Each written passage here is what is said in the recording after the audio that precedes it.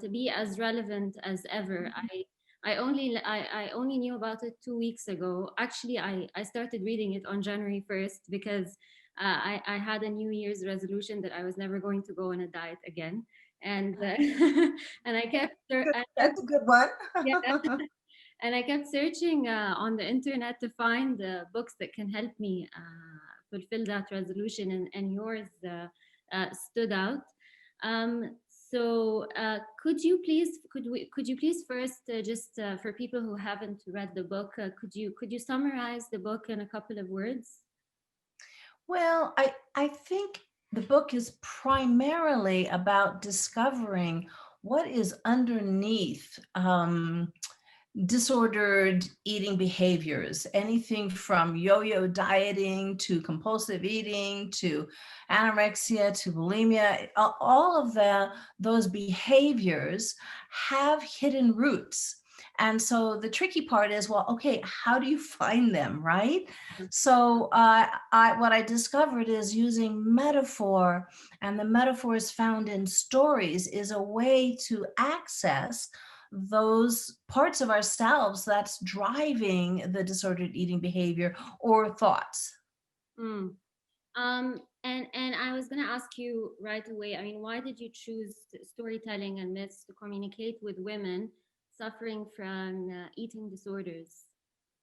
Well, I think it kind of chose me.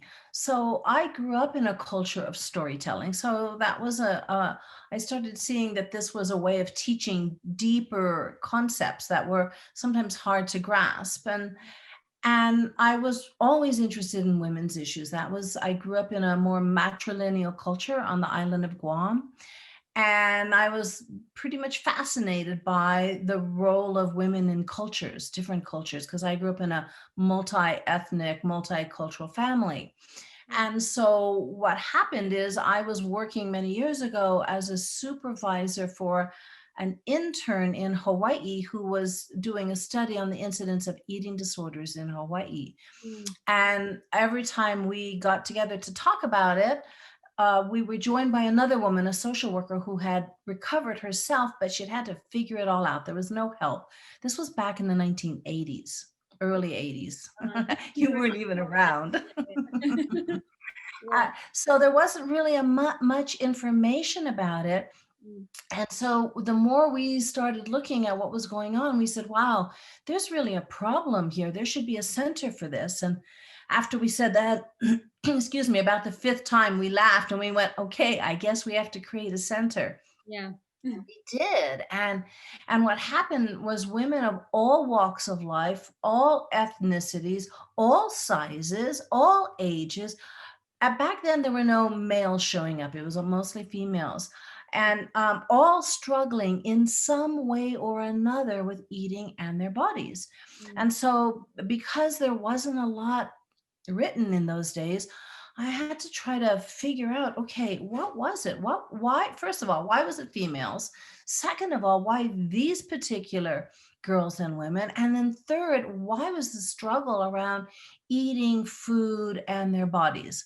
Mm. And so I just started getting very curious to see what was the common denominator. What was it? And that began this process because I saw that the underlying factors were that they were very much like the child in the fairy tale, The Emperor's New Clothes. And so I started to see this connection where in that fairy tale, there's an emperor who doesn't care much about ruling his kingdom. He's mostly interested in fine clothing and jewelry, and he has a reputation for this. And a couple of con artists come into town and they pretend that they're tailors and they say, oh, but our clothing is so fine, only those fit for their station in life can even see it.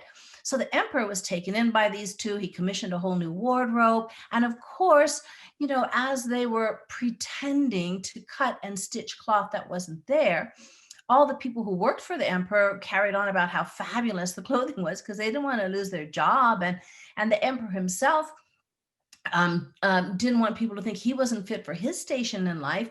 And so the con artists, they take the money, they leave town, and there's this grand procession where the emperor is now wearing his new outfit, but he's totally naked.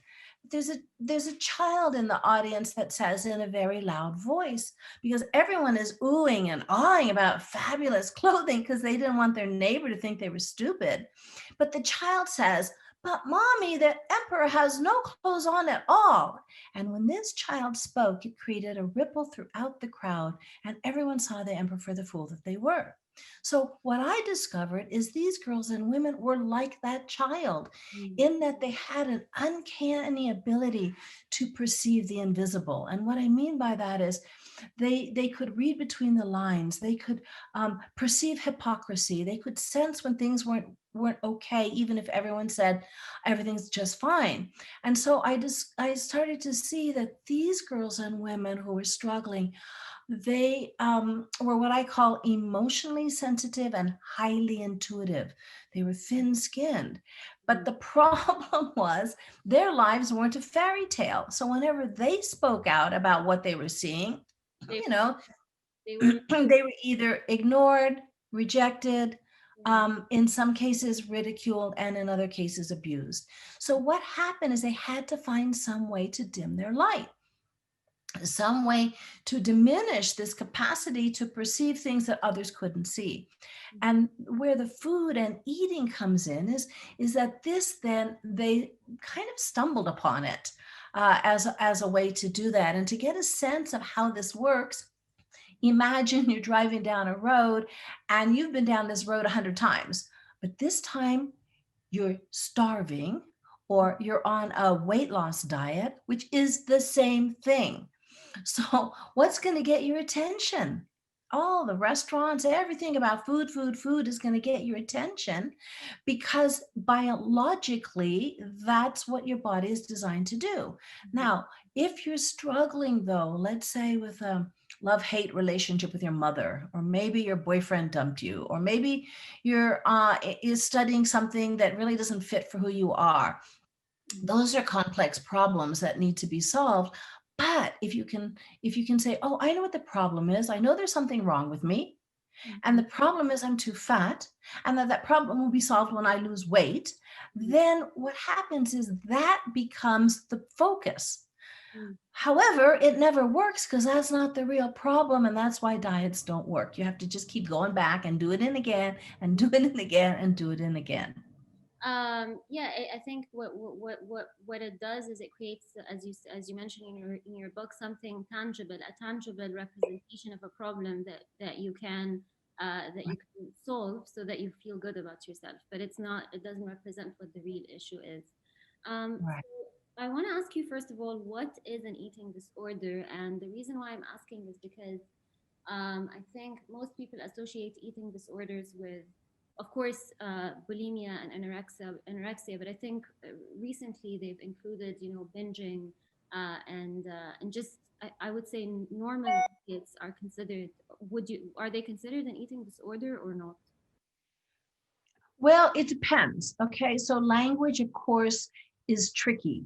Mm, And I think the way I look at it is I look at it as a continuum.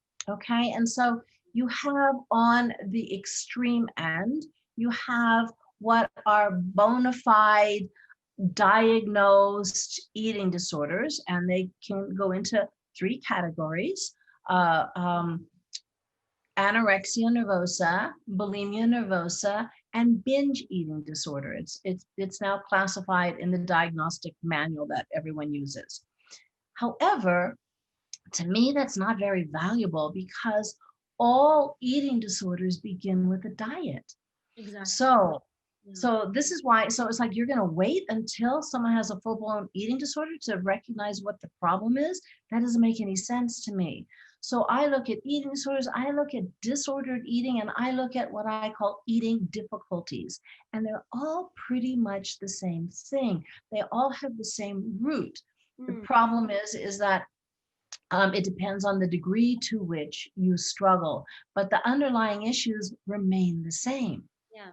And also, as somebody who has dieted for over 15 years, I've never had bulimia or anorexia or anything of that sort. But I do know that, when you diet for this long, it can turn into something obsessive. So, I mean, it doesn't have to be, extreme for it to be problematic.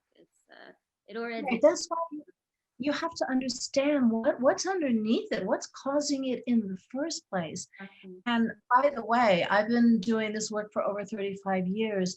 I've seen thousands and thousands completely, totally recover from whatever it is they're struggling with, whether it's the most severe form of an eating disorder that they've been doing their whole life, or somebody who's been dabbling.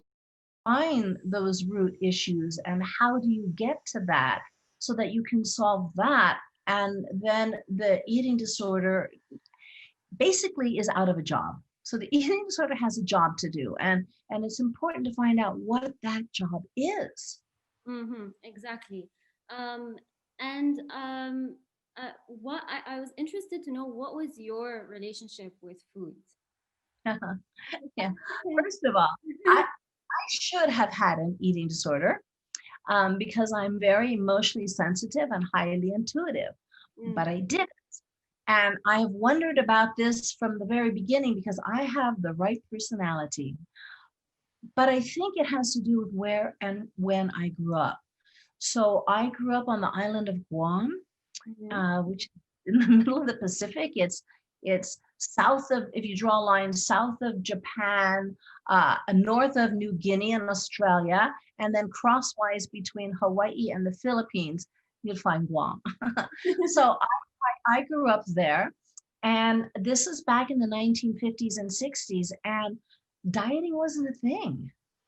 really? So, in fact, I wasn't even sure if that was the case. And I was talking to a girlfriend of mine, we grew up together.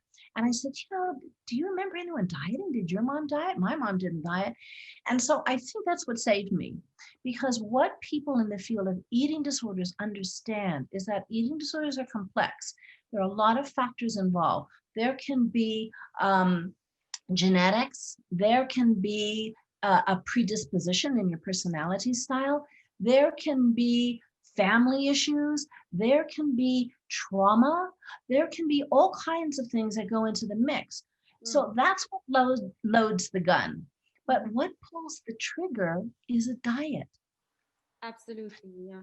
Yeah. So that's why my focus has been on, okay, let's get to these underlying issues. Um, that I think I was fortunate in that I grew up in a time and place that wasn't a big deal. I think you are the first woman I've ever met who has not had a problem with food. I think everyone I've ever met has had a problem with food.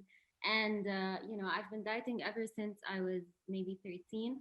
And I'm not even one of those women who care too much about how I look. I don't spend more than 5 minutes putting makeup on, but it still affected me. And I think what that shows is that it doesn't matter, where you are in life or what your career is or what your concerns are, just the diet culture, and it is extremely dominant and pervasive, and you chances are that you will be affected by it.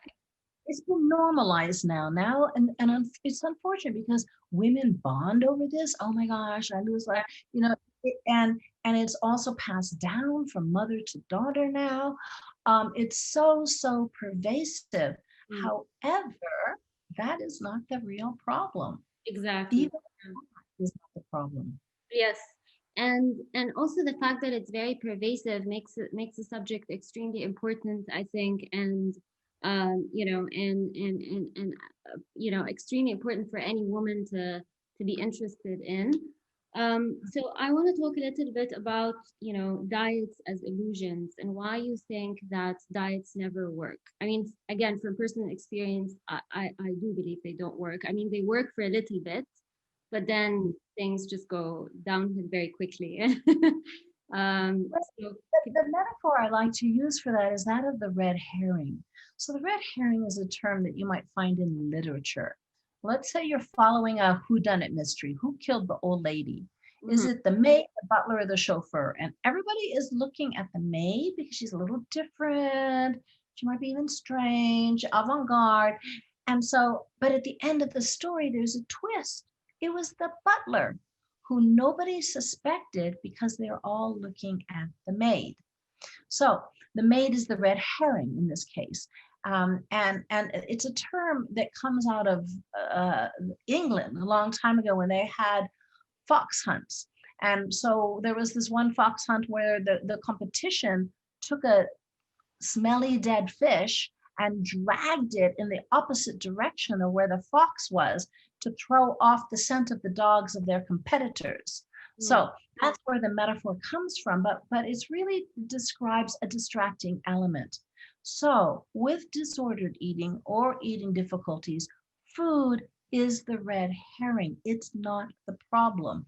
It distracts you from what the real problem is, and that's its function in part, because what the real problem is sometimes is a little more complex.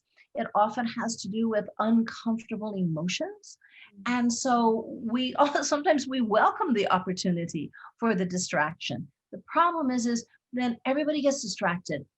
The person who's struggling, concerned family members and friends, and unfortunately, even medical professionals, so that they get focused on that as the problem, and then the real issues never get solved.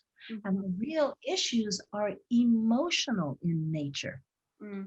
And I love in your book how you say that this is something, the fact that diets or illusions are something that, should prompt us to, in one sense, respect the diet. I mean, we shouldn't be so critical of ourselves for, for being stupid and for chasing after things that don't exist. I mean, they do serve a function.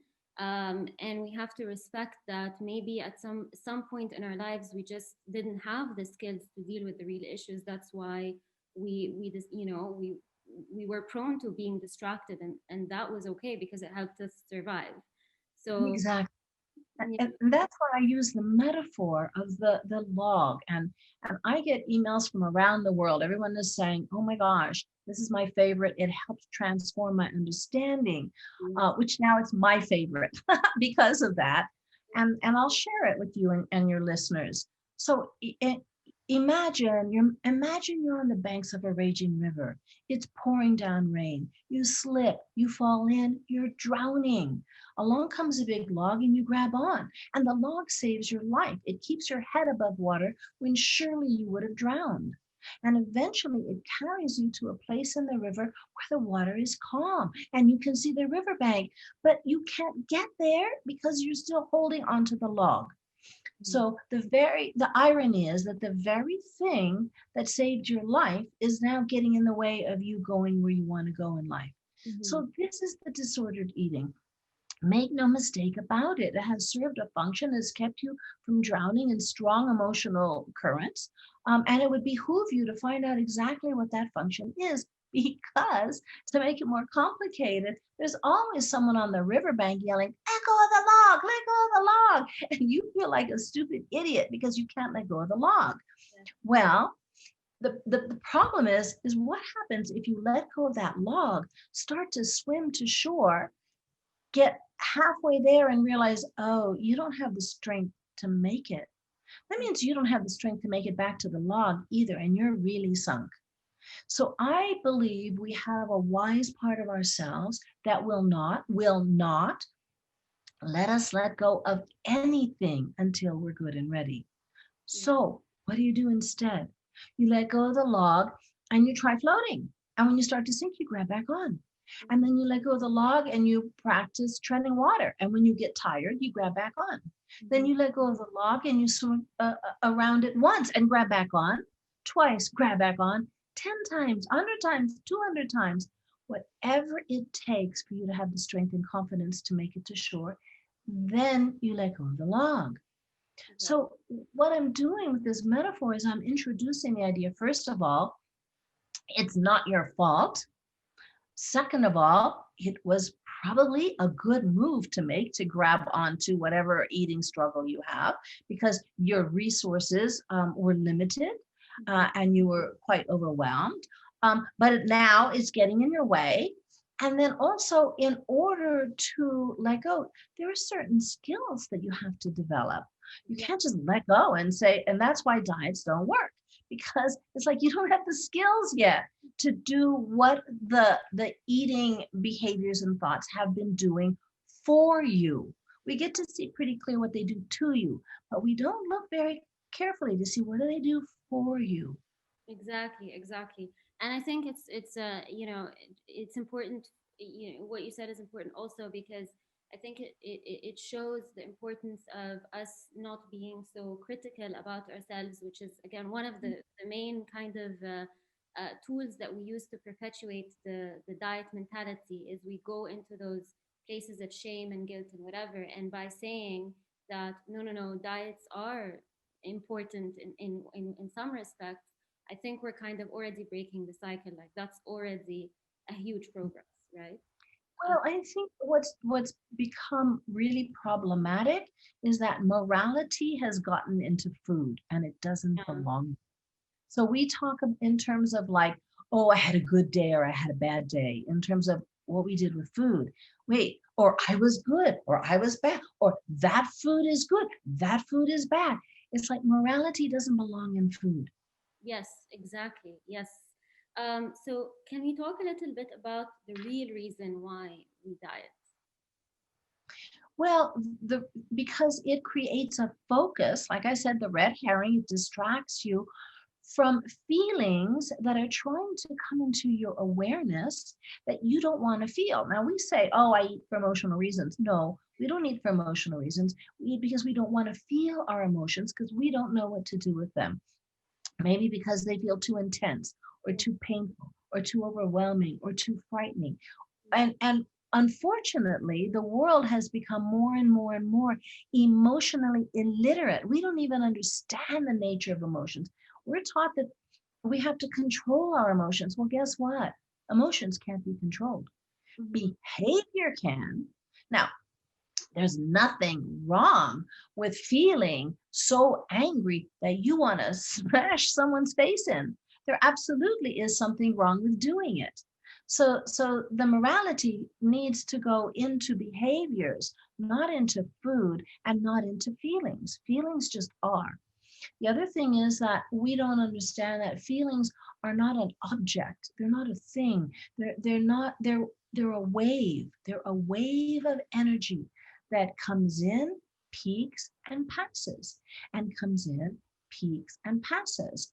Mm-hmm. Now, I lived in Hawaii for 30 years, and I tell people, what would happen if you went to the ocean and you stood there with a boogie board or a surfboard and faced the wave head on? Boom, you're going to get knocked down. Boom, you're going to get knocked down until you realize, wait a minute, I can turn around and I can ride this. Oh, and here comes another one, and I'll ride that. And here comes another one. And after a while, it even gets to be fun. And when the big set comes in, and it always does for all of us, we are all going to experience financial distress, perhaps, loss of a loved one, medical crises. I mean, that's the experience of being human. Mm-hmm. We don't know how to ride them, but we don't know how to ride our feelings. So we try to do something to distract ourselves from them. And then the problem is those feelings get stuck inside and they grow in power. I And so love we have to more, more, more. I love the metaphor you use where you talk about, stuffing a ball and trying to stuff a ball in a pool as opposed to just kind of swimming alongside of it. Exactly. Could Yeah. So I also love how you speak of, of diets as the effect of the suppression of the feminine. And I want to talk a little bit about this because I think it's so important, and for me, it struck a chord immediately. Yeah. Could you talk a little bit about that? Because you spoke of a lot of things, and we don't have to go through every single thing, but just the general idea. Okay, well, here's where language gets problematic, okay? Because what I'm talking about is the feminine principle, which is not gender. So it's important to understand the idea that all of us, male, female, or gender fluid, or whatever, we all have within ourselves this polarity, which in Asian cultures is called yin and yang. Other people use the symbolism of the moon and the sun. Mm. Um, I use the language masculine and feminine because I study Jungian psychology, which puts a lot of focus on dreams and fairy tales. And in dreams and fairy tales, which speak to us in symbolic language, The female figure is the symbol of the feminine, and the male figure is the symbol of the masculine, but they are forms of energy, they are not genders. So the feminine, the masculine energy is the part of ourselves in all of us that's logical, linear, goal achievement oriented, that is outwardly focused. Hmm. The feminine energy within all of us is emotional, intuitive, instinctual, and relational oriented. Now, what has happened for most cultures these days is the masculine principle has been dominant. So we live in cultures that value status, achievement, accomplishment, how much money you have in the bank, how many letters you have after your name, how many things you can accomplish on your checkoff list for the day, right?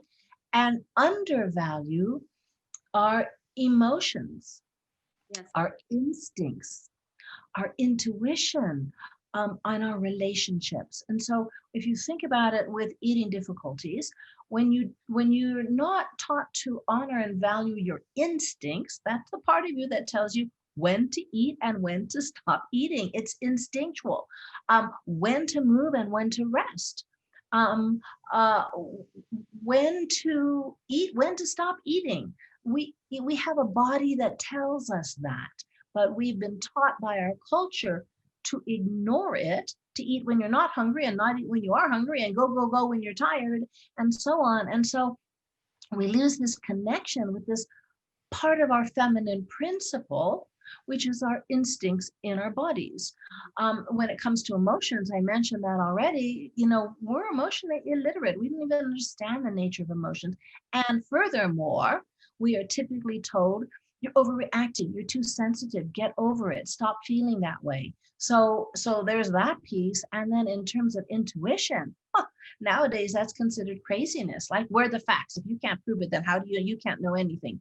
Yeah. So that's all feminine principle, and relationships, which are the matters of the heart, are not as valued as matters of the mind. Now, which is the masculine principle. Now, mind you, both of these are important, but they need to be in balance. They need to be equally valued. And so when they're out of whack, and they usually are in many cultures, we internalize that imbalance within our own psyches. And that is what sets the stage, in my experience, for disordered eating. Mhm. And would you say that women are far more intuitive and sensitive than men, or does the feminine principle figure equally in both men and women, or is it the case that women just tend to be far more sensitive and intuitive than men, and so that's why they're more prone to, being affected by the suppression of the feminine? Well, I think it's a little bit of both. If you can think of the yin yang symbol, I don't know if you can picture that in your mind, but there's these two paisley shaped pieces of this circle. And one is dark and it has a white spot in it. And one is white and has a dark spot in it. Mm. So these two energies are interconnected and interpenetrating. However, women are the physical embodiment of the feminine principle. We have uteruses that act, and as a result, we in the culture we've had to be more intuitive, for example, because that's how we've had to tune in to keep the baby from falling in the fire pit or whatever.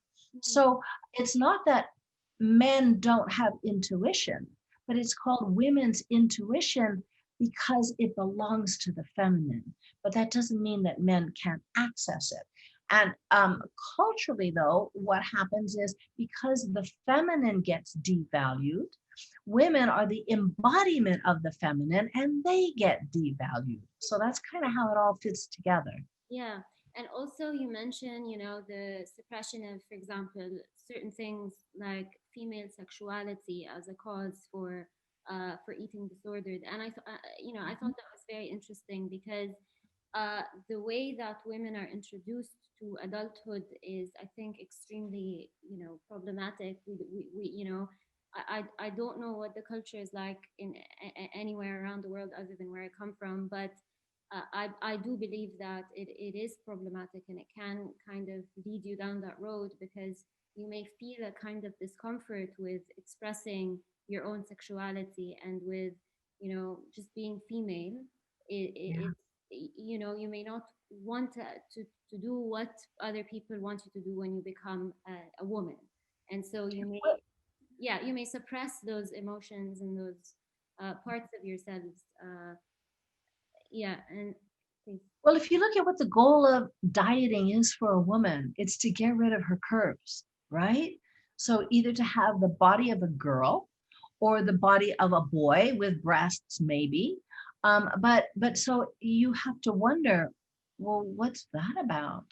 Why is the feminine body not celebrated? And I think it does have to do with the sexuality, and um, also the burden of inappropriate sexual expression has been placed on women. So that is problematic. So then women think, okay, it's my job, I got to do something about this. Whereas if there is, for example, a rape, why is the burden placed on women? Exactly. And we talk about, oh, there's been 10 women who were sexually abused. Wait, why didn't we say there are 10 men who Definitely. sexually abused these people? So you see, even in our language, we don't understand this. It's so pervasive. And so unconsciously, and unconscious means just simply out of our conscious awareness, Mhm. we will do things to try to minimize our sexuality because the culture has said it's your fault if you don't. Mm-hmm. Mm-hmm. And even our introduction to adulthood. I mean, there's the story you said you made up for your daughters, and I thought that was really really sweet. The one about when a woman gets her period, and how important it is, how it should be looked at as though it's a power, not a weakness. Um, Mhm, and you know, in most cases, it's either disregarded, or it's seen within, from the lens of shame, or from the lens of obligation. Like, now that you have your period, here's a list of things you have to do. So I think, again, I mean, this is one of the main reasons, somebody may end up stuffing her emotions and stuffing her femininity away, because she doesn't want, to deal with all of that. Um, exactly. could you mention that story that you created for your daughters? It would be nice. Oh, can I tell it? Yeah. Oh, okay. I don't know that I have it memorized. Okay. I could find it, and I know it. It's so funny because that's the one story that I wrote, Mhm. and and I never memorized it. It's okay. So It's mhm. it's a If lovely. I can find it, I will tell it in a minute. It, that's okay. If it's lovely, and if anybody reads the book, they're just gonna find it. So it's fine. Mhm. So I want to ask you, if diets don't work, and if chances are that they're just illusions that we use in order to distract ourselves from other things. Mhm. Why are they so addictive? Why do we keep going back to them? Well, because we don't have the skills to address what's driving it in the first place, right? Hmm. So the overeating behaviors, um, on one hand, that's this it's an attempt to deal with emotions you don't know what to do with. And so they're not going away, right? They have to be addressed, and we have to learn how to be with them. The other thing that happens biologically is that diets are restrictive. That is in nature. So when you restrict your food intake biologically, your body starts yelling at you. You may be able to do it for a little while, but eventually your body is going to start yelling at you because your body doesn't know that you're on this so and so diet. This body says, oh my gosh, it's time for famine. So one, it slows down your metabolism, Which is a very and two, difficult one. it starts shouting at you. Yeah. Yeah, and I think there's something you mentioned in the book which I thought was extremely on point, which is that when you're addicted to diets and you're in that mentality where you think, you can't get over the thought of food and you're so obsessed with calorie counting and all of that, you're not actually addicted to the food. You're addicted to Right. the state of consciousness that comes with, on the one hand, starving yourself, and then on the other hand, stuffing yourself completely. Could you Right. talk a little bit about this, because that for me was very much on point. Yeah. Yeah. So it helps to understand that diets are addictive by nature because whenever you're trying to solve a problem with a substance and it doesn't work, you're going to have to keep doing more, more, more, more, more, more, more. And so, in that regard, it's addictive, but it's not the food itself that's addictive. So, for example, an alcoholic can drink and drink and drink all she wants, not have a problem, as long as she's drinking orange juice or water or tea. Because it's not the drinking process itself that's addictive, it's the substance of alcohol. Mm-hmm. Now, it's different with eating because it's not the substance of food that is addictive. It is the process of eating, of either restricting or stuffing or binging or purging. That's what becomes addictive because it takes you away momentarily from the emotions that are troubling you. And so that's kind of the hook, right? It's like, oh, okay, for that moment, you don't have to feel these uncomfortable feelings, but they're not going anywhere. Yeah. So as soon as you stop dieting, there they are, just waiting for you to deal with, to address, to ride, to go with them. Yes, and I can attest to that, because on so many days, when I didn't want to work, of course now in retrospect I can narrate things in a structured way, but back then I used to do those things unconsciously. If I didn't want to work, or if I wanted to procrastinate or whatever, I would stuff myself with pizza or whatever, and then I'd be so stuffed that I'd be too tired to work, and then I'd just, that's it, the day would end. Yeah. Yeah. Yeah. So And that is diet mentality, by the way. Diet mentality is okay. If I mess up here, then the whole thing is. If I have this piece, I might as well eat the whole cake. If I have, so that kind of gets distributed.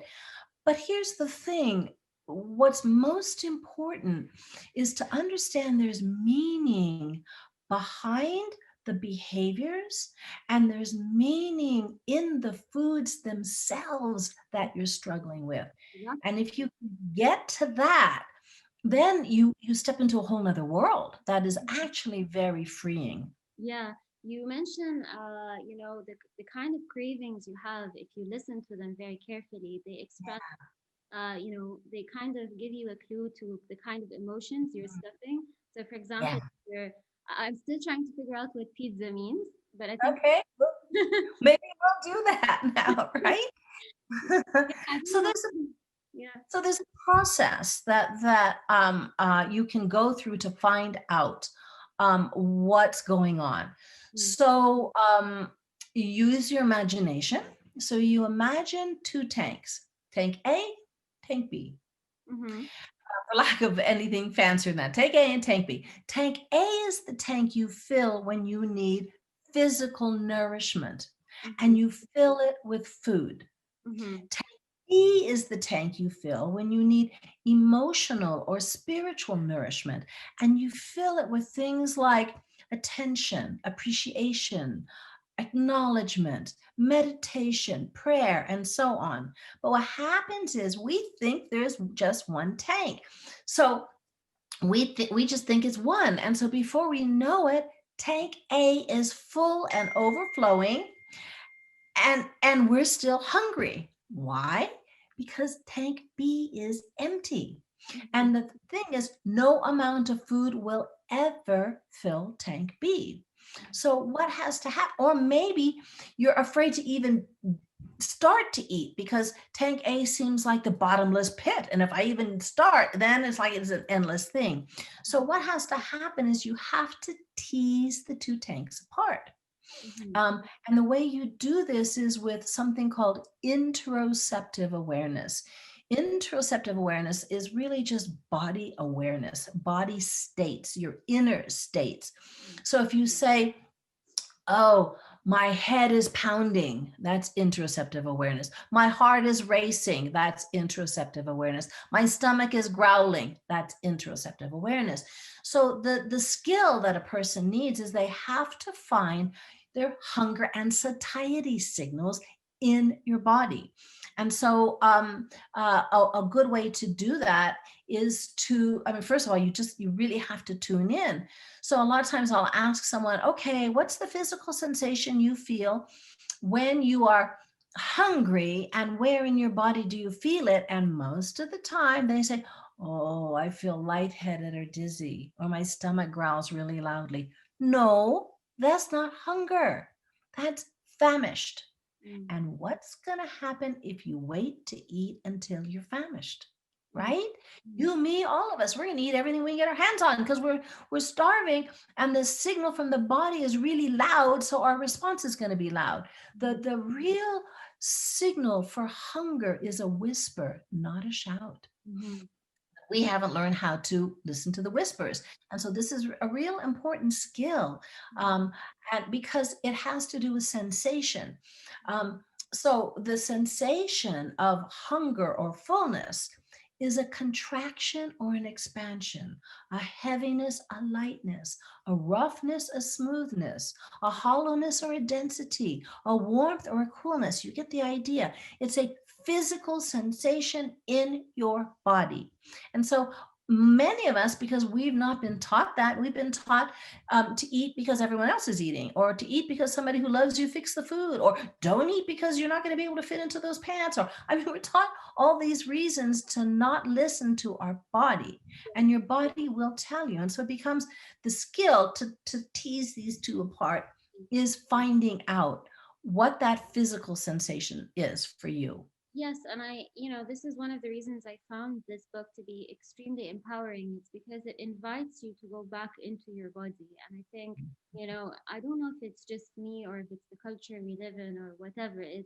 I think that, it's very likely that people will live their lives from their heads and not from their bodies. And they're not in tune with what they're feeling and the physical sensations of emotion. We think of emotion as this abstract thing, whereas it's a very physical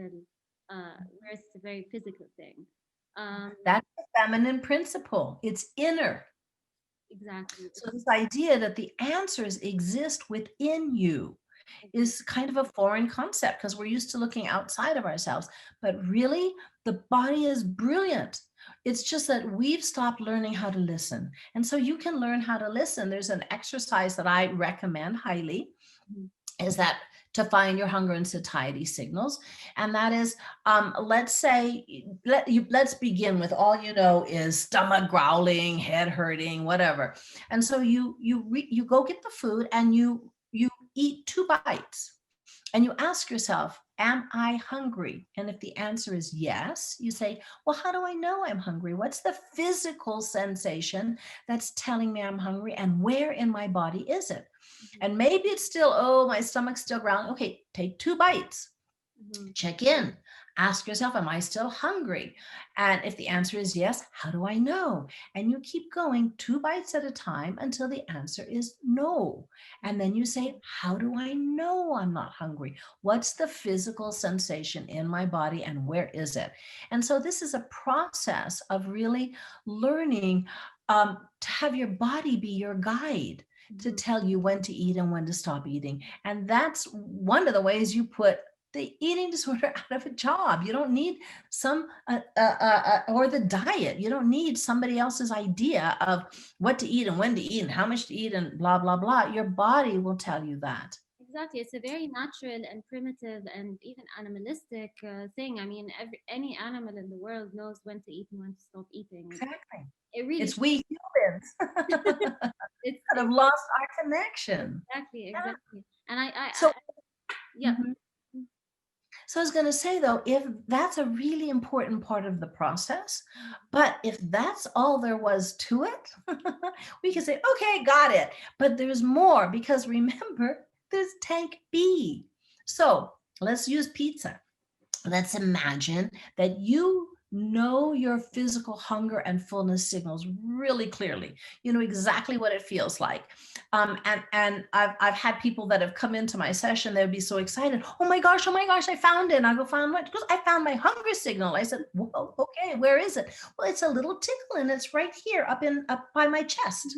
Or somebody else will say, okay, look at this and show me a half-eaten candy bar. And I'll say, what's that? And she go, well, I ate it and I was halfway through and I felt my fullness signal.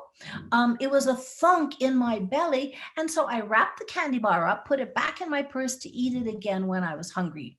Mhm. So finding that is really, it can be really exciting. It can be really fun, but there's more to the story because let's say you know your hunger and fullness signals very clearly. You're reaching for the pizza. Mhm. You check in, not a hunger signal in sight, right? But you still want to eat that pizza. Okay, guess what? Now you've fallen into Alice in Wonderland's rabbit hole. You've landed smack dab in tank B, and in tank B, pizza is not pizza. Yep. Food is not food is not food. What is it? It's a concrete physical symbol Mhm. of another kind of hunger that you're experiencing and may not even know about. Mhm. It's emotional or spiritual hunger. But because the two tanks were tangled, we think it's the same as physical hunger, and it's not. So now the question you ask yourself is, what's the feeling I'm trying not to feel? Now, remember, because we don't eat for emotional reasons, we eat because we don't want to feel our emotions. Mhm. What's the feeling I'm trying not to feel? And then maybe you'll do a scan of your day and think, oh, I'm really mad at that person who cut me off when I was driving. Or maybe I'm worried about something my boss said. Or maybe I'm concerned about how my kid is doing in school because they got a bad mark. Or maybe, and you just do a scan, say, okay, where could there possibly be a feeling that I'm trying not to feel? Mhm. But I'm here to tell you that what's going to happen often is when you ask yourself that, well, okay, what's the feeling I'm trying not to feel? There's no hunger signal, so I know there's something that's a different kind of hunger.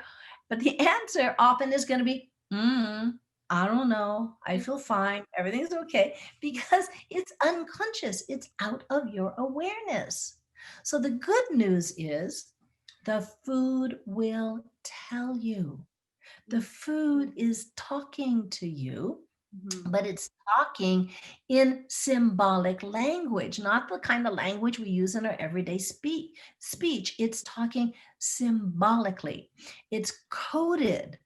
And so, what has to happen in order to get the message, you have to decipher the code. And Mhm. I'm going to tell you and your listeners how to do that right now if you want. Yes. Okay. Okay. And now, mind you, we're all different. We're all individuals. So these codes are just ways to get started, to begin this process of looking at the food metaphorically and symbolically Mhm. rather than seeing it as the enemy. Mhm. So here are the categories. And by the way, for any of your listeners, if you're wanting to, rather than scramble to write all this down, you can download a PDF from my website with this information. And if you just go to lightofthemooncafe.com /TP for telling philosophy. Mhm. um, you can just download this so you don't have to write it all down. So, sweet foods have to do often with feeling like there's not enough sweetness in your life or you're not sweet enough. Mhm. So, think about the ways in which you might use the word sweet. Oh, she's so sweet. Or, oh, that's sweet. Or, so think about that because it's going to point you towards what's missing in your life. Mhm. Crunchy, salty foods usually are connected to unexpressed anger and frustration. Makes sense.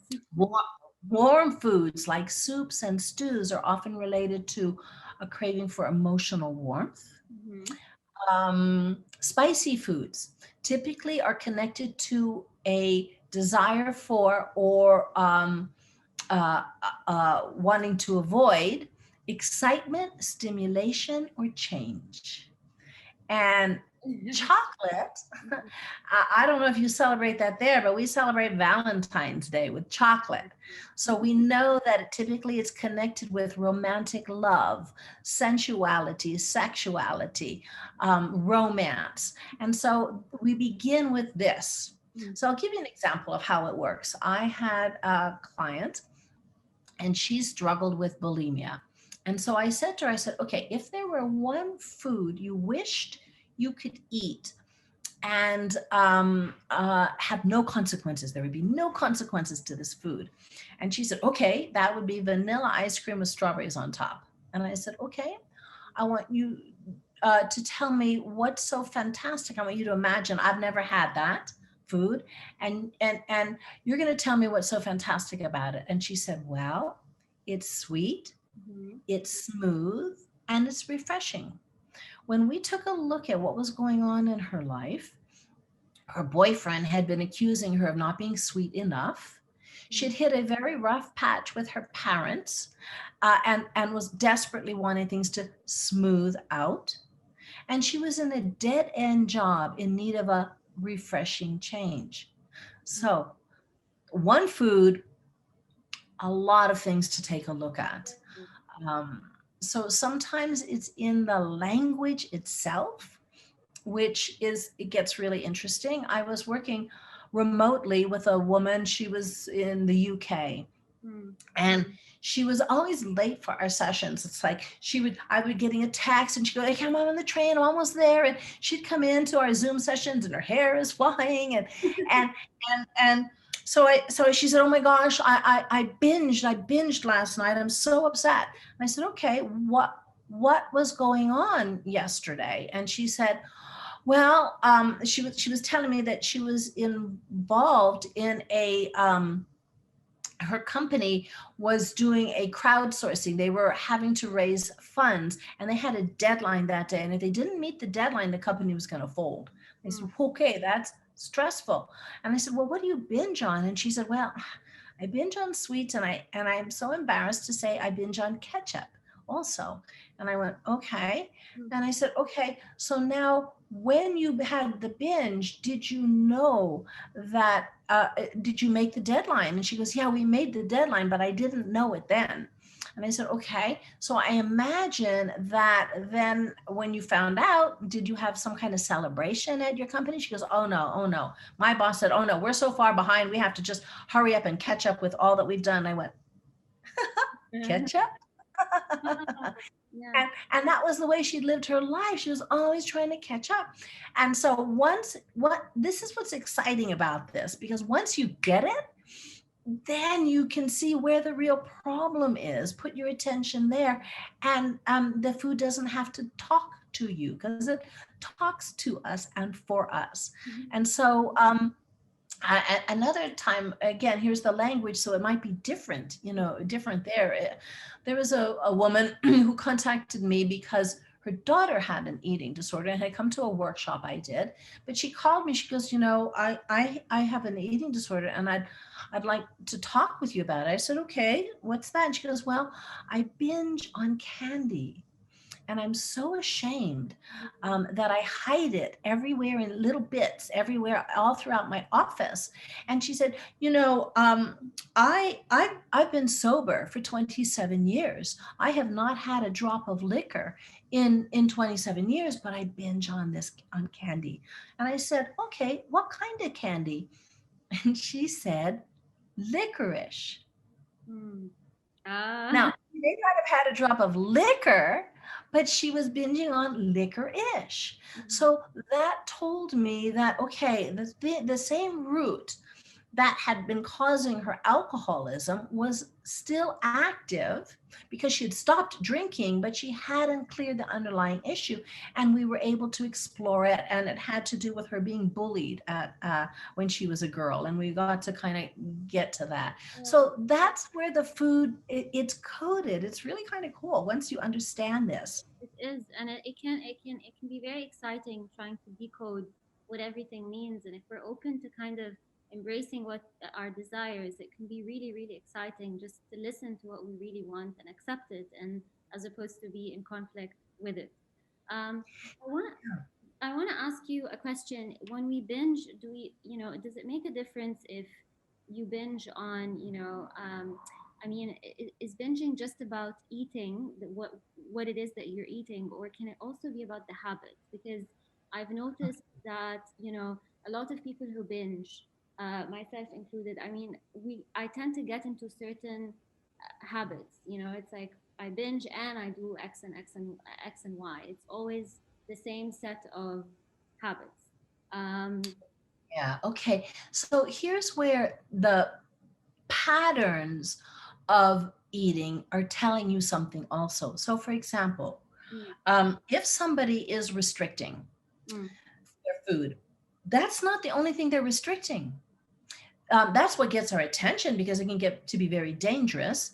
But no, they restrict their emotions. They restrict new experiences. They restrict intimacy. They're always putting themselves on restriction if they make a mistake. So there's this pattern of restriction throughout their lives. mm, And so once you start to work with that pattern, what's great is that if you clear it in one area of their life, it can affect what's going on with food. If you clear it in the food area, it can affect what's going on in other areas. mm, Someone who's yo-yo dieting or binging and purging, what you're going to find is a pattern mm, of taking on too much too quickly and then having to get rid of it. So someone might sign up for a whole bunch of classes and then get overwhelmed and drop out of school, or maybe go shopping and buy all these shoes and purses and then go back and return them all, or maybe take on a bunch of projects and it gets to be too much and they just quit.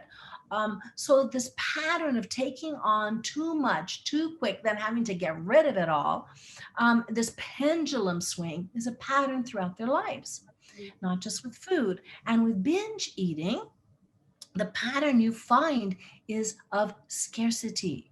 mm, So that it's not just that there's not enough food, there's not enough money, there's not enough time, there's not enough attention, there's not enough coffee. So this theme of scarcity, of not enough, or I'm not enough. So, mhm. and often what goes hand in hand with binge eating is restriction, so that you can swing from being there's too much, too much, too much, or I am too much, to there's not enough, or I am not enough. So, if you can start looking where in your life Yeah. is the not enough and the too much, that's what fuels those habits. Mhm.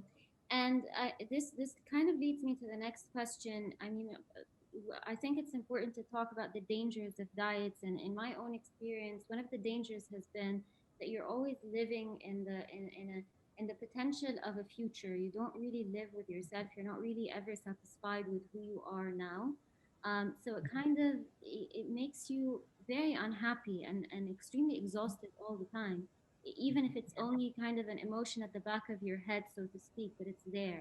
It's hanging Yeah, above you all the time. It's the sense that, I still haven't reached the perfect weight. I still haven't reached the perfect body.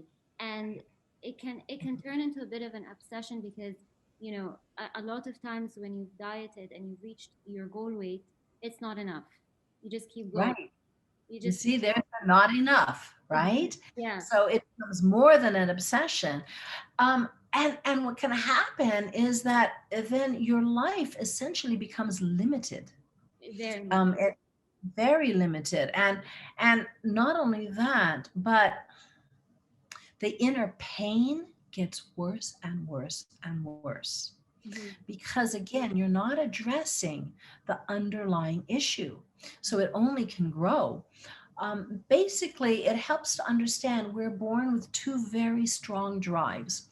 One is the drive for attachment and connection, which it's important that we have that because we're mammals, we're not lizards, right? We don't just hatch out of an egg and Mm-hmm. go on our own way. No, we have to attach to our caregivers and connect because that's how we're going to survive. Mm-hmm. However, there's another drive that we're born with equally strong, which is the drive for authenticity, to be your true self. Mm-hmm. Now, what happens is these two drives often come into conflict, certainly for all of us when we're growing up. It could be something as simple as saying to mommy, I want a cookie. And mommy says, no, you can't have a cookie. We're having dinner in an hour. And you go, I want a cookie. I want a cookie. And mommy says, if you don't cut that out, you're not going to get any cookies at all. Okay, I don't want a cookie.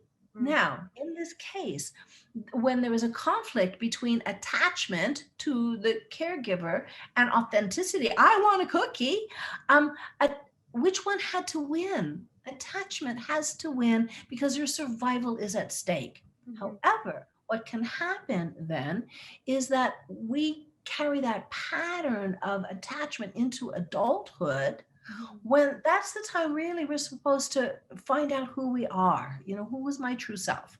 But whenever you choose attachment over authenticity, it creates a pain Mm-hmm. that grows and grows and grows. And that is at the root of all addictive processes is we will start to do anything to get rid of that pain, but it's out of our awareness. We don't even realize it. And so what dieting does is it distracts you from that pain, but it doesn't solve it, and it fuels it, because whenever you're acting like you're hungry and you're not, you're eating when you're not hungry, or whenever you are not eating and you are hungry, you are not your authentic self. Mm-hmm. So you're out of alignment, and that pain, that tension increases.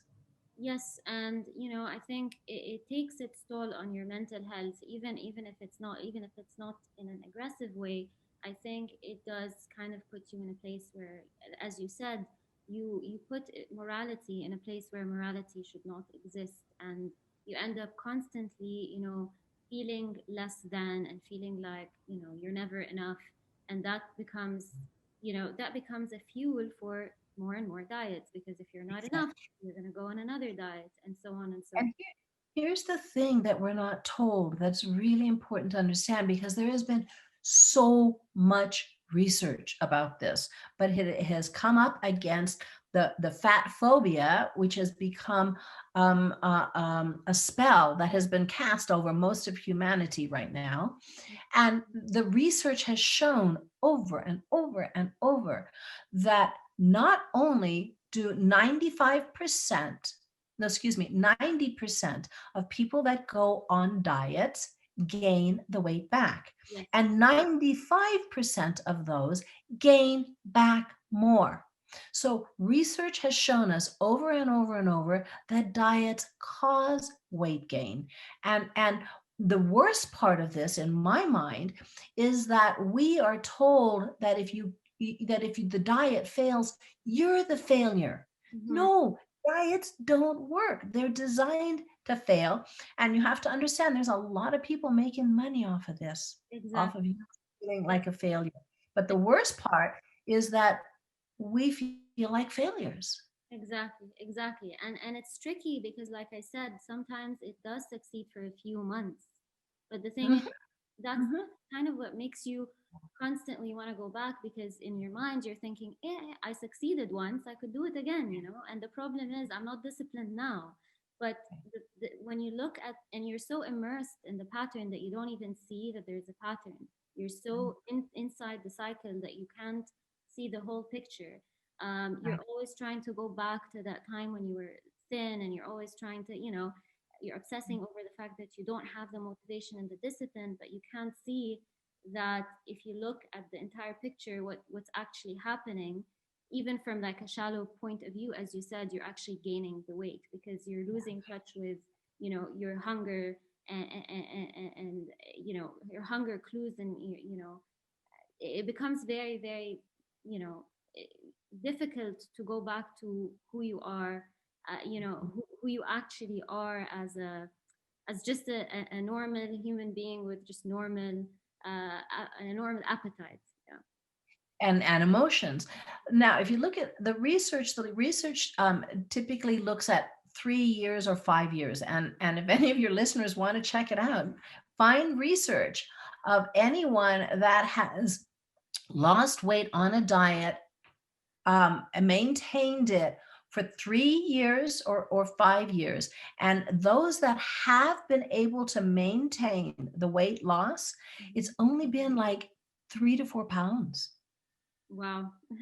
over for a 3 or 5 year period. That's it, folks. That's the best. That's the best. The worst is you gain the weight. So it's ridiculous that the prejudice around fatness is so great that this research has been going on for years and years and years, and it has been replicated and replicated, and nobody, not even the medical profession, is paying attention to it. Yes, but I also think it's important. Like the people think because we're so again obsessed with this diet mentality, and it's so uh, such a monopolizing system of thought that we can't really see what's beyond it. I mean, people think that once you stop dieting, everything will And be fine. yeah, Right. people think that you will destroy yourself if you stop dieting and you will just keep eating forever and it's going to be a mess and you're going to get fat. And the truth Mhm. is that once you deal, as you said, with the real cause for why you've been dieting and you go back to just your quote unquote normal sense of appetite and hunger, you're fine. I mean, I started to crave things like salads and fruits, which are things that, if I'm on a diet, I would always feel like, oh, I have to eat this, or, I don't really want to eat it, but now I have to because whatever. But now I'm actually craving it. It's not, this is what your Yeah. body actually wants, you know. So And psychologically, what you're talking about is that we all have an inner rebel, yeah, right? That if we're told we have to do this, we have to do this, we can't do this, that part of ourselves will kind of sit back for a while, but eventually she will do what we call sabotaging. She will have her way because she is the guardian of your authenticity. yes, yes. So can we talk a little bit about the way out and what does life without diet look like? What's the way out? If there's a woman that's been dieting for over 15 years and sometimes let's say that she's been suffering from an eating disorder, is there a way out where she doesn't have to go back? Because a way out means out. Doesn't mean out and going back, which is the diet mentality. It means out. So is there So actually a way out? yes, but there are the skills. So one of the skill we've talked about a couple of those skills. One is you have to learn interoceptive awareness. You Mhm. have to learn your hunger and satiety signals so that you learn how to eat when you're hungry, you stop when you're full. So that leads you to trusting the wisdom of your body. Two, you need to cultivate emotional literacy. You need to know what your feelings are, and so that you can ride them, ride the waves, and understand the nature of emotions. They will pass. They're designed to do that. And so that's their natural state is fluidity. So that, if you're angry, it doesn't mean you're going to be angry forever, or that you are angry, an angry person. You will feel anger, and all these different emotions, they have jobs to do also. Anger will let you know when your physical or emotional or spiritual space is being trespassed. When somebody is telling you, what you should do or shouldn't do, you're going to feel anger. Mhm. So emotional literacy is an important skill. And then there's the skill of assertive communication, which I have found. Mhm. I've seen, like I said, I've seen thousands of people totally, completely recover, but I've never seen anyone recover without this skill. It's that important. Mhm. And assertive communication is the ability to identify, accept, and express your feelings in the kindest way possible. Mm, So we typically are shown only two ways of communicating, and one is being passive, where you just keep your mouth shut and you act like things are okay when they're not, and you say yes to things you want to say no to, and or aggressive, where you stand up for yourself, you don't let people step on you, but you do it in a way that's accusatory and name calling and putting down. And so there's a third way of letting people know how their behavior is affecting your feelings for their information. mm, And that is actually a really critical skill. Now, sometimes it's not culturally appropriate to say it out loud. So, for example, let's say in an Asian culture, like Japan, it may not be appropriate to say, Grandma, when you say things like that, I'm so angry because it sounds to me that you're making fun of my body size.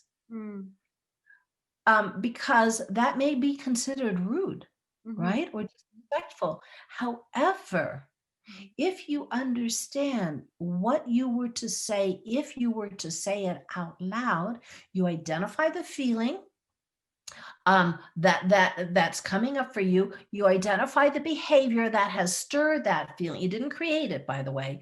No one creates our feelings. They're ours. They live inside of us. They get stirred up. So what was the behavior? What was the feeling? You name the feeling. And then how come that particular behavior stirred up this particular feeling in me? And if you can get that precise in your mind, that allows the feeling to flow mhm, in case it's not appropriate to speak it out loud. mhm, mhm. So being assertive with yourself first and sort of accepting your emotions, and then, if possible, communicating and expressing those emotions to uh, Respectfully. respect Mhm. somebody else. Why is Mhm. it that some people just are not assertive? Is it something where, I We're mean, taught not to be. Little children are typically assertive, and then we are taught not to be. Especially females are taught to be nice, yes. not honest, right? Nice, but not honest. Just like, okay, there's a problem there, right? And so we aren't taught this, and it's an important language, I think, Mhm. for everyone. And I love how, in your book, you kind of allude to the fact that when you're not so assertive, you tend to be, on the one hand, extremely aggressive, and on the other hand, extremely passive. And you kind of oscillate between those two poles. Um, Right.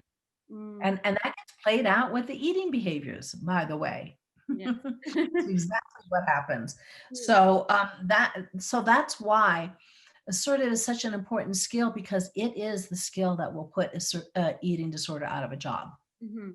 And I also loved in your book how you mentioned, the importance of nurturing the mother within you. So, being able to have that voice in your head that says, "Good job," that's the, and be able to say, "What I actually need is actual good nourishment," which sometimes may be food and other times may not be food. Um, Yeah. Yeah, there's a lot of people, they talk about the idea of the inner child has gone pretty mainstream, but nobody's talking about the inner parents. Who's going to parent that inner child?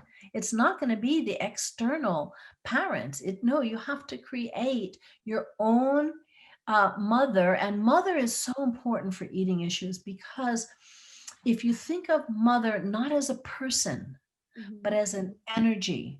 Mothering. So this is a verb. Mothering energy is the energy that is nurturing and comforting. And the reason why we often turn to food when we want mothering energy is it becomes the concrete symbol of that, for a good reason. If you think of our very first experience on the planet of being in distress, what happens? We're given the breast or the bottle, and we go, oh, now we're nurtured, now we're soothed. mhm, So we're hardwired for food to do that for us. That's why we call it comfort food. But the problem is when that becomes the only way you know how to get comforted and soothed. Then it becomes the one trick pony. You turn to food for mothering all the time. So when you can create within yourself a connection to your own inner mother, Mm. That's the part of you that's going to do exactly what you were talking about. That's going to say, huh, you want chocolate for breakfast? How come? Not chocolate for breakfast. What's wrong with you? Mm. Oh, sure, chocolate for breakfast. Have as much as you want. No, you want an inner mother that will really be there for you, with kindness and curiosity, and support and comfort and soothe. Oh, you're having a hard day. I know it's really hard, but the donut's not going to make it better, sweetheart. Mm. Can I You ask know, you you this? want a hug? Yeah. Did you have growing up a lot of examples of women who were really kind to themselves? Say that again. Did you Examples of have what? examples of women who were just really kind to themselves, not very self-critical? Growing up, Yeah. well, I grew up with a lot of mothering figures, is what I grew up with. So I got to see how that's an energy. So it was not just my biological mother. I had aunties. I had older women who lived with our family, and that was kind of their role, was mothering energy. So I got to see, oh, there's many sources. And once you understand that, then because your biological mother is not always going to be available, she's not always going to be on the planet. She may not have the capacity or the interest or the inclination to mother you right when you need it as much as you want and how you want it and where you want it. So when you understand, mothering energy can be found in a friend, in your husband, in a coworker, in your from your dog, and from Mother Nature. There's a reason why we say Mother Nature. We don't say Father Nature. We say Mother Nature. We understand that we can get soothed and comforted from the natural world. So find again, it's recognizing the metaphoric, symbolic energy behind what's going on is the key. Yeah, that's so important. And I just want to we're I think we're going to conclude soon, but I just want to ask a couple of questions. So, do you still see people with eating disorders now? Yes, I see people with, well, not just eating disorders, but the whole range of eating difficulty. I mean, Zoom is an amazing a platform, right? So a lot of I have people from around the world, but I used to do a lot of workshops where I would travel, and even before COVID it was getting more and more difficult because I could only be so many places. So I did create an online course which is like a interactive workbook, um, for eating in the light of the moon. It's like a book club or a women's circle. So that the way it's set up is that, for each course for 8 weeks, women from around the world, we will take, let's say, this week we're looking at chapter 7 in Eden by the Moon, will be the first day. Then the second day will be a poem. And then the third day will be me telling a story. And then the fourth day might be some story questions. And we have a forum, and everyone is on the forum, and I'm on the forum. I respond to all comments and questions. And so this is a way that people who are looking to find the underlying issues can get it, and I give feedback about that. And so I have a couple of self-study courses where you can do it yourself, but in the interactive courses, I'm there and I'm kind of, helping people get to those deeper issues. So I assume you've been doing this for a really long time, right? And do you still find it inspirational? Mm. Yeah. I love it. Well, because, and I believe this with every fiber in my being, that those who are struggling with eating difficulties, Mm-hmm. who get on their recovery path, are the people the world has been waiting for, because these are emotionally sensitive, highly intuitive individuals. And what comes with that is an extraordinary amount of empathy and compassion. And that's what the world needs nowadays. And so for me, it's really exciting because I get to see it. I get to see these people get on that path and then truly bring their gifts to the world. And so that for me is super inspiring. And that's why I've been doing this for that long. And I think, I could sense that from reading your book. And I love how you talk about, women who have an eating disorder are usually afraid of their power, even though they speak of themselves as being powerless, but they're actually afraid of their power, which means that they have so much to give, So much. and yeah, and so much power to explore.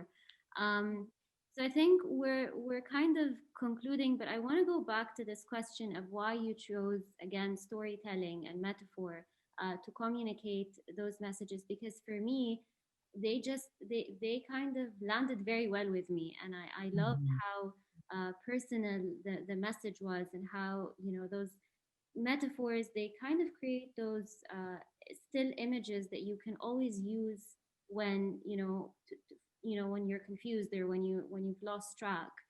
I feel like most of the books on dieting or how to stop dieting speak from a completely different place. They don't use the same language, and it's very and the language can be very dry.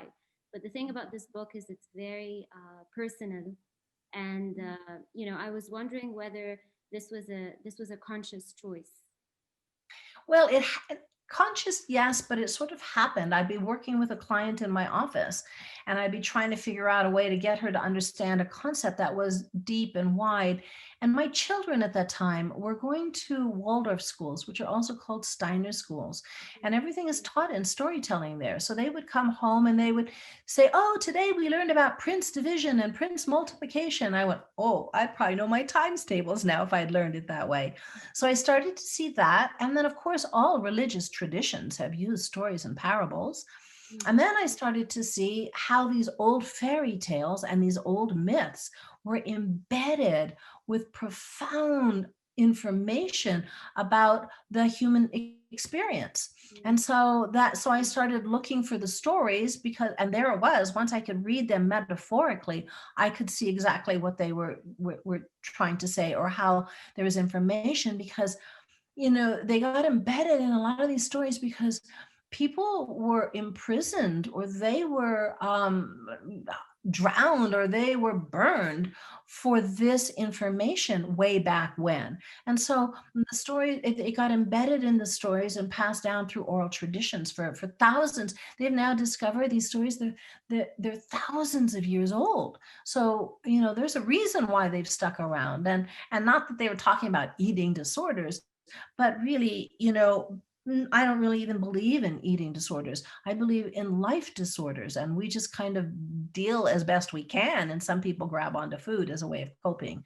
So Mhm. that's kind of, the more I did it, the more I could see it. And I'm working on another book right now on, I'm just finding different stories and then letting the story take me where it needs to go. It's such a powerful, powerful tool. I mean, on page 10, I just felt like this was already going to be a life-changing book. I just knew right away.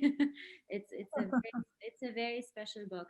And I just have one final question for you. So most of the people you see, are they women, or are things changing now? Are more men talking about having an eating disorder? Yeah, there's more men now, a few men I do see, but because when I first started, it was just women, that was my focus. But even with men, it has to do with the feminine principle being out of balance for them as well. Ah, okay. Perfect. Thank you so much, Dr. Johnston. Do you wanna say anything else? Do you wanna Well, if anyone wants to contact me, there's a couple of places you can find me. One is dranitajohnston.com, and the other is lightofthemooncafe.com. Mhm. And I invite everyone to, go to those websites, take a peek. I have at the lightofthemooncafe.com, I have a whole bunch of free downloadable materials, webinars. I have a free soul nourishment video series that I'm releasing in the next week, actually. So if someone is interested in watching those videos, you just have to go to lightofthemooncafe.com, get on the mailing list, and you'll get the videos. And the book, if it's not available in bookstores in Egypt, it's on Kindle. I got it from Kindle, so Right. it's available. Eating in the Light of the Moon, yeah, is on Kindle. Yeah, yeah. All right. Thank you so much, Dr. Johnston. That was really so much fun. I hope you stay safe in COVID. Are you okay? Everything. I don't go anywhere, so I'm staying safe. Okay. All right. I hope you have a good day. Thank you. Thank you. Bye. Bye bye.